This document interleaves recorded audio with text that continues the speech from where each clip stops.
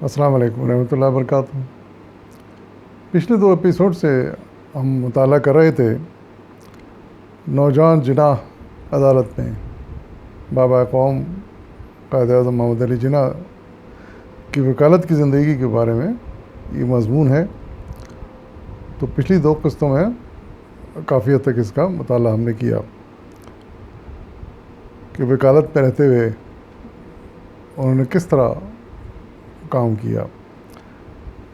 اس کی آخری قسط پیش خدمت ہے، سماعت فرمائیے۔ آپ لکھتے ہیں کہ اس زمانے میں ایک مشہور تاجر حاجی عبدالکریم تھے جنہیں کسی سنگین الزام کے سلسلے میں عدالت میں طلب کیا گیا۔ وہ جناح کے پاس گئے اور ان سے پوچھا وہ مقدمے کی کتنی فیس لیں گے۔ جناح نے کھرے پن سے جواب دیا 500 روپے روز۔ حاجی صاحب محتاط آدمی تھے، پوچھا مقدمہ کتنے عرصے چلے گا؟ میرے پاس کل 5000 روپے ہیں، کیا آپ یہ ساری رقم بطور معاوضہ قبول کر لیں گے؟ جناح اپنی بات پر اڑے رہے، میں یہ رقم قبول نہیں کروں گا، میری فیس 500 روپے روزانہ ہے، یا تو آپ اس فیس پر مجھے اپنا وکیل بنا لیں یا کوئی اور وکیل تلاش کر لیں۔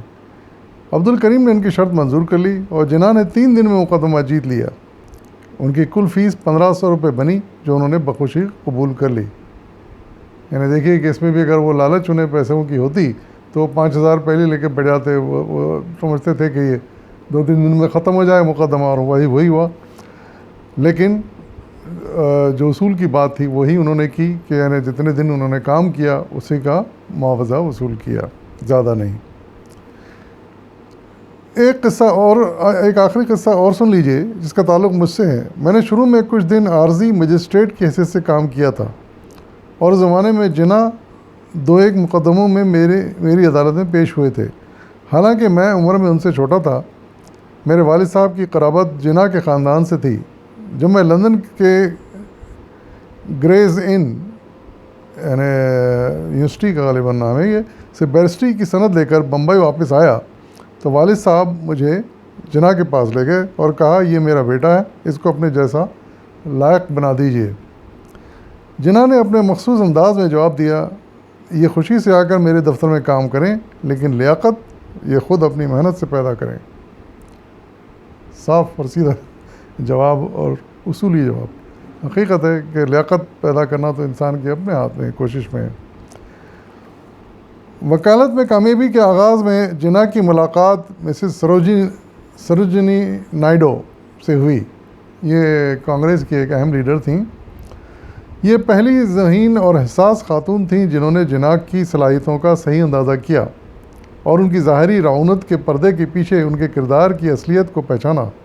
وہ جناح کے متعلق لکھتی ہیں، میں نے کسی شخص کی ظاہری خصوصیات اور اس کے اصلی کردار میں اتنا مکمل تضاد نہیں دیکھا۔ وہ بلند قامت ہیں لیکن بے انتہا دبلے اور دیکھنے میں کمزور معلوم ہوتے ہیں۔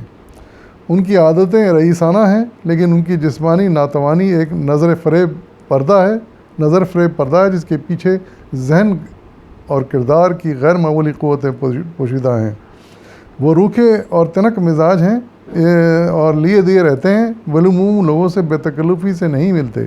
ان کا انداز اکثر تحکمانہ ہوتا ہے، لیکن جو لوگ انہیں اچھی طرح جانتے ہیں انہیں معلوم ہے کہ جناح کی تمکنت اور رعونت کے خول میں ایک بڑی دلکش شخصیت ہے۔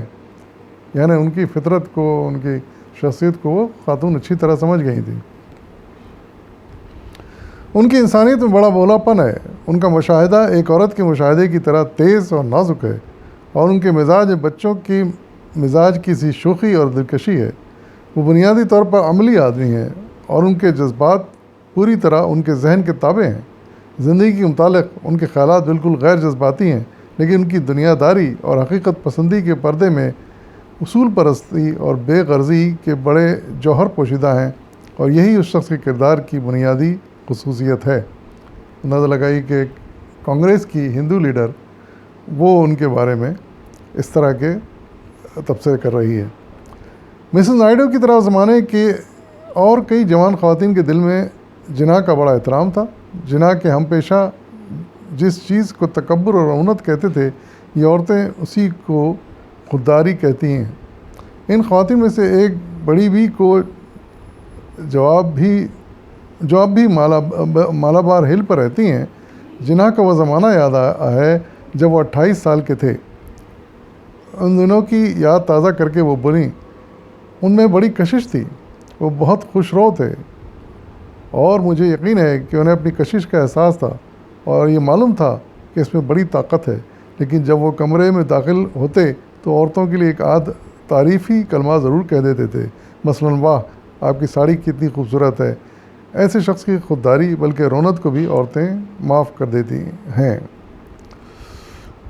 تو یہاں یہ وہ ان کا مضمون ختم ہوتا ہے۔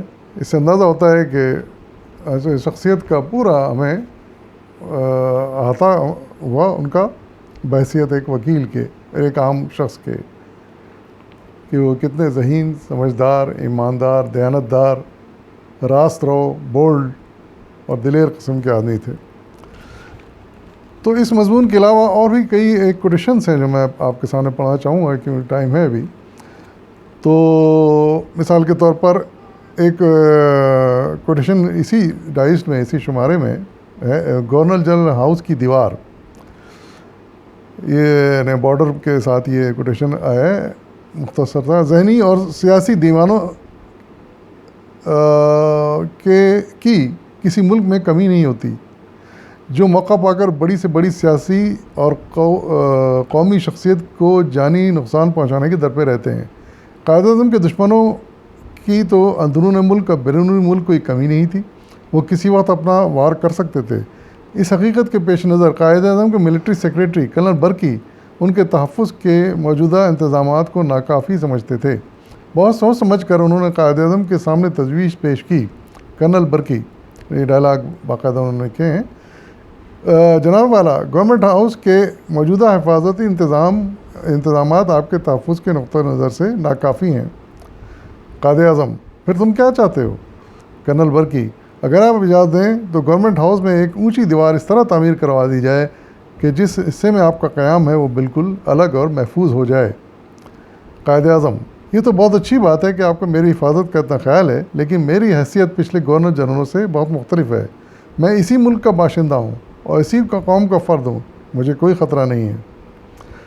کرنل برکی، جناب والا، سیاسی جنونیوں کی کوئی کمی نہیں ہوتی، ہو سکتا ہے کہ کوئی ہندو آپ پر گولی چلا دے۔ قائد اعظم، برکی، میں اپنے ملک میں اپنی قوم کے درمیان ہوں، مجھے کسی طرح کا کوئی خطرہ نہیں اور میں بہرحال اسے فضول خرچی سمجھتا ہوں۔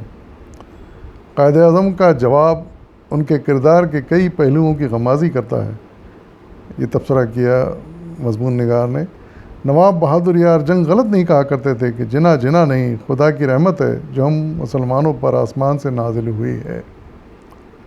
حقیقت ہے کہ دیکھیے کہ قابلیت کا وہ عالم جو وکالت میں ہم نے دیکھا، اور کردار کا یہ عالم، دلیری کا یہ عالم کہ ان کو کسی قسم کا کوئی ڈر نہیں لگتا تھا، اور حفاظت جتنی ضروری ہے وہ اتنی وہ کرتے تھے، ضرورت سے زیادہ حفاظت بھی پسند نہیں کرتے تھے۔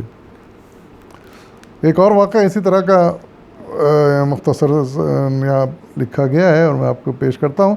14 اگست 1947 کو پروگرام کے مطابق قائد اعظم وائسرائے ہند لارڈ ماؤنٹ بیٹن، ہم جانتے ہیں کہ آخری وائسرائے تھے انگریزوں کے انڈیا کے اندر اس وقت آزادی سے پہلے، اور محترمہ فاطمہ جناح کو ایک جلوس کی شکل میں وکٹوریہ روڈ اور بندر روڈ وغیرہ سے ہو کر اسمبلی کی عمارت تک پہنچنا تھا۔ اس موقع پر ماؤنٹ بیٹن اور قائد اعظم کے درمیان یہ گفتگو ہوئی۔ ماؤنٹ بیٹن، CID نے اطلاع دی کہ آج جلوس میں آپ پر قاتلانہ حملہ ہوگا، اس لیے بہتر یہی ہے کہ آپ جلوس کے بجائے براہ راست اسمبلی ہال میں پہنچ جائیں۔ یعنی ان کا مشورہ تھا کھلی بگی میں جلوس کی شکل میں جانے کے بجائے سیدھا اسمبلی ہال پہنچ جائیں جہاں کی میٹنگ تھی۔ قائد اعظم نے جواب دیا، میں سوچ بھی نہیں سکتا کہ میری قوم میرے ساتھ یہ سلوک کر سکتی ہے۔ ہندو اور سکھوں کی بات اور ہے، بہرحال زندگی اور موت صرف اللہ کے قبضے میں ہے، اس لیے مجھے کوئی خوف نہیں، البتہ اگر آپ چاہیں تو بے شک جلوس کے ساتھ نہ چلیں۔ یعنی الٹے انہوں نے ان کو جواب دیا کہ آپ نہ چاہیں، ڈر لگتا ہے تو آپ اس بگی میں نہ جائیں کھلی، اور میں تو اسی میں جاؤں گا کہ مجھے اپنی قوم پر اعتماد ہے۔ واہ! راوی، یہ واقعہ سید ہاشم رضا نے نقل کیا ہے. اس کی تصدیق قائد اعظم کے ADC عطا ربانی کے اس بیان سے ہوتی ہے. جب ان کا بیان ہے کہ جب قائد اعظم سے ماؤنٹ بینٹن نے کہا کہ وہ جلوس کی صورت میں اسمبلی ہال نہ جائیں کیونکہ ان پر قاتلانہ حملے کی سازش کی اطلاع ملی ہے، تو قائد اعظم نے جواب دیا موت کا وقت مقرر ہے، یعنی جس دن آنی ہے اسی دن آئے گی. جلوس میں قائد اعظم اور ماؤنٹ بینٹن کھلی کار میں تھے، وہ بگی میں نہیں تھے، کھلی کار میں تھے کہ پچھلی نشست پر بیٹھے تھے. جلوس کے خاتمے پر قائد اعظم نے ماؤنٹ بینٹن کا گھٹنا تھپتھپاتے ہوئے کہا میں آپ کو بچا لایا ہوں. یعنی مذاق انہوں نے اترتے وقت کیا، ان کے گھٹنے پہ ہاتھ مار کے کہا کہ دیکھو میں آپ کو بچا لایا ہوں. ایک مذاق تھا وہ جو انہوں نے کیا. یعنی یہ عالم تھا ان کی دلیری کا، جس اس سے اندازہ ہوتا ہے ہمیں، اور کتنا اعتماد تھا اللہ تعالیٰ کی ذات پر انہیں. اس قسم کی فراغ دلی کی کوئی قابل فخر بات نہیں. یہ بھی ایک عنوان ہے اور یہ بھی کوٹ ہے مختصر سا. مارچ 1941 میں علی گڑھ اولڈ بوائز ایسوسیشن کے اولڈ بوائز لاج میں قائد اعظم کے اعزاز میں دوپہر کے کھانے کا انتظام کیا گیا. کھانے کے بعد حسب دستور تقریر کا سلسلہ شروع ہوا. ایک سینئر اولڈ بوائے اٹھے اور انہوں نے دوران تقریر ایک بڑا نقطہ پیش کیا. سینئر اولڈ بوائے اور جناب علی گڑھ کی ایک خصوصیت یہ ہے کہ یہاں کے طلباء عقیدت، تصورات اور خیالات کے اختلافات کو زیادہ اہمیت نہیں دیتے. ان کی زندہ دلی اور خوش طبعی ہر چیز پر غالب رہتی ہے. قائد اعظم نے جواب دیا، جوابی تقریر میں کہا میں نہیں سمجھتا کہ علی گڑھ کا کردار اتنا گیا گزرا ہے کہ اس کی کوئی نظریاتی بنیاد ہی نہیں. اپنے عقیدے پر اصرار نہ کرنا کون سی فرق دلی ہے، اور کوئی نظریاتی بنیاد نہ رکھنا کون سا کمال ہے. واقعہ یہ ہے کہ علی گڑھ کے کردار کی ایک اساس، ایک بنیاد ہے. یقیناً وہ اسلام اور اس کے اظہار اور اقرار میں نہ کوئی شرم کی بات ہے اور نہ جھجک کی.